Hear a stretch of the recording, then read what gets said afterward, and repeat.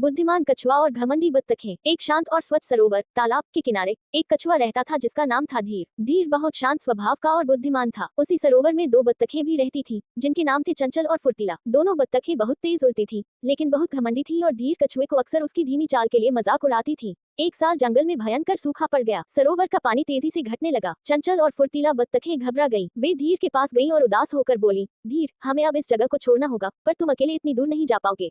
तुम क्या करोगे? धीर ने शांति से कहा, चिंता मत करो मित्रों, मैंने एक उपाय सोचा है। तुम दोनों एक मजबूत डंडी अपनी चोंच में पकड़ो। मैं उस डंडी को बीच से अपने मुंह में कसकर पकड़ लूंगा। तुम दोनों उड़ते हुए मुझे किसी बड़े सरोवर तक ले जाना। बत्तखें सहमत हो गई, लेकिन उन्होंने धीर को चेतावनी दी, देखो धीर, ये योजना तभी सफल होगी जब तुम हवाई यात्रा के दौरान अपना मुंह कभी नहीं खोलोगे, चाहे कुछ भी हो जाए।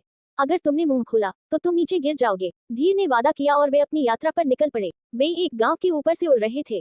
गांव के लोग आसमान में एक कछुए को दो बत्तखों के सहारे उड़ते देखकर हैरान रह गए और जोर जोर से चिल्लाने लगे, अरे देखो, कितना अद्भुत दृश्य है, कछुआ उड़ रहा है।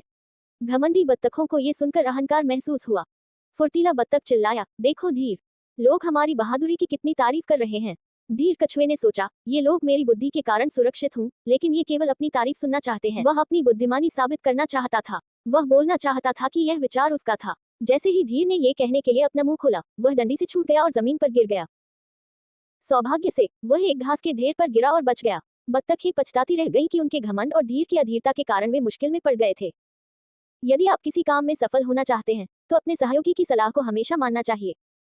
सही समय पर अपनी बात रखने के लिए भी धैर्य खोना खतरनाक हो सकता है। क्या आप जानना चाहेंगे कि धीर कछुआ और बत्तखें अंत में दूसरे सरोवर तक पहुंचे या नहीं?